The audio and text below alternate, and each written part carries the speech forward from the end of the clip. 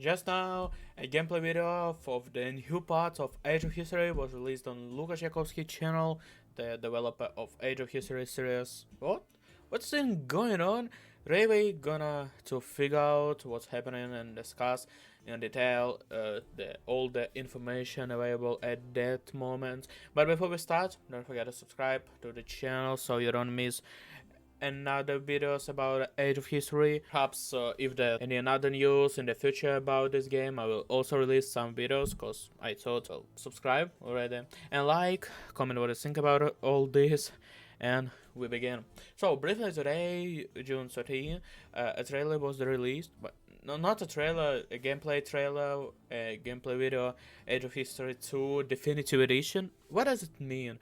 What is Age of History 2 Definitive Edition mean? In short, it's kind of a remaster of Age of History 2. I'm not sure if this game even needs a remaster. If anything, there's gaming storm, remaster, and remake. A remake is when they change the original game mechanics and something adds new.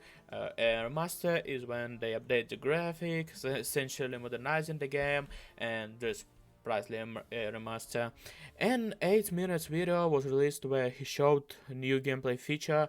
The existence of this remaster came know a few days ago. I personally learned about it 2 days ago because Lukasz has a portfolio page on his website where he lists all his games from his earliest small project to Age of History 3, and recently this definitive edition was added there. There was no more information except one point, which we'll discuss later. Initially, I want to make a video specifically discussing it, but Lukasz released the video that same day, so now there's more to discuss. Let's talk about what he showed in this video and then go over additional information. The main thing is that the interface was slightly redesigned. It looks more detailed now. For example, when you click on a province, the information is displayed more clearly and beautifully. Previously in Age of History 2, only major cities were marked on provinces, no other provinces.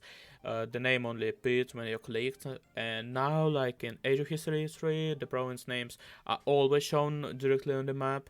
Also, apparently, there are more provinces now, and the map has become larger. Regarding gameplay mechanics visible in the video, first you can now select all troops and send them to one point, very confident. In Age of History 2, you had to click endlessly to move armies, which was horrible. Now it's much easier. Also, you can evenly distribute one army stack across several provinces. For example, if you have 2000 troops and select 5 border provinces, the game automatically sends 400 troops to each province. It's super convenient. Another feature is attack line setting. For example, in this video, Lukasz at war with Bohemia, and you can predefine the path for your army to move through specific province during the war, essentially creating a front line trajectory.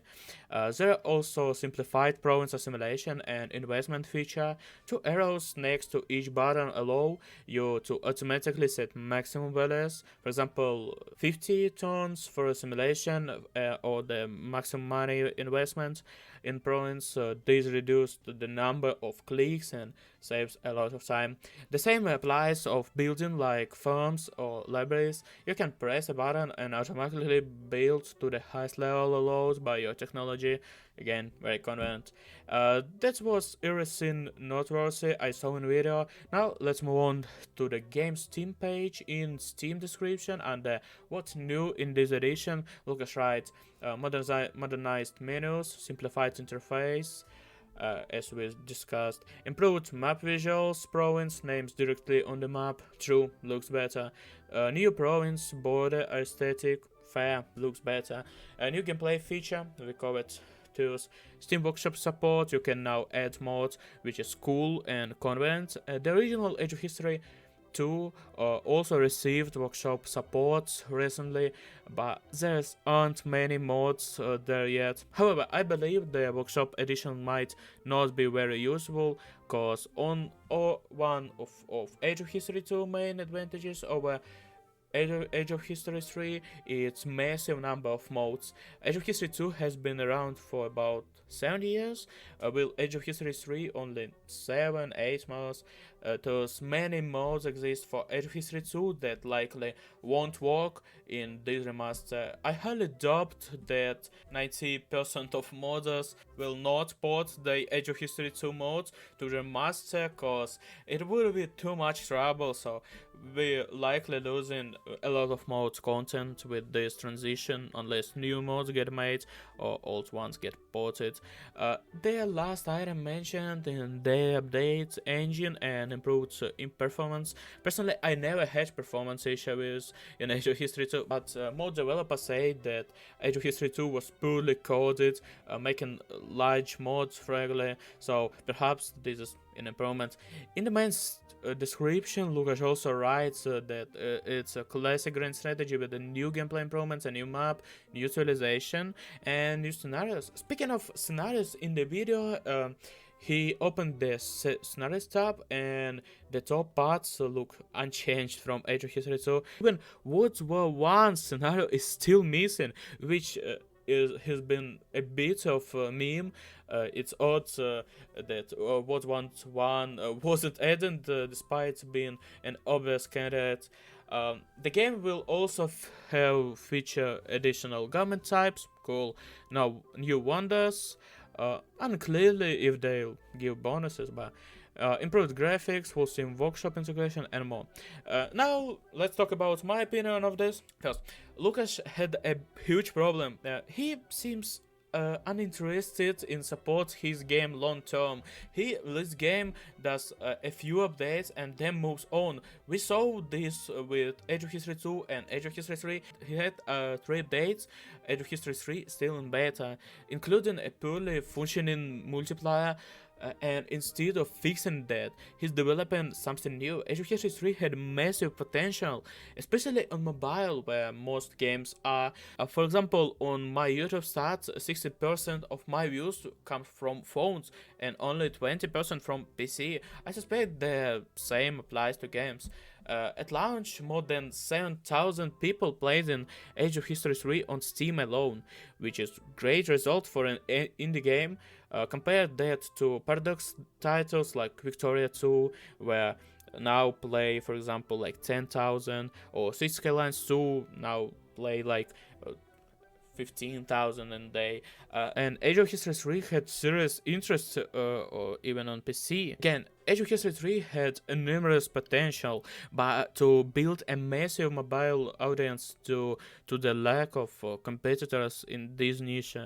Second, I believe Age of History 2 didn't need a remaster.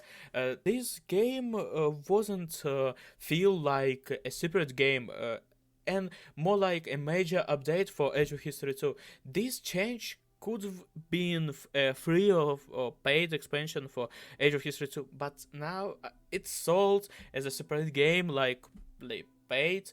I own Age of History 2, but will have to buy this definitive edition as well. This questionable, and given Age of History 2 major modding community, will the remaster may lack mode compatibility. This further depends on April. In short, I found the whole thing questionable, but share your thoughts and comments. I said my piece, now it's your turn. And don't forget to subscribe, so you don't miss future videos about Age of History and another game. When this game released, I'll do a review and probably more videos depending on the news. And like, and see you soon.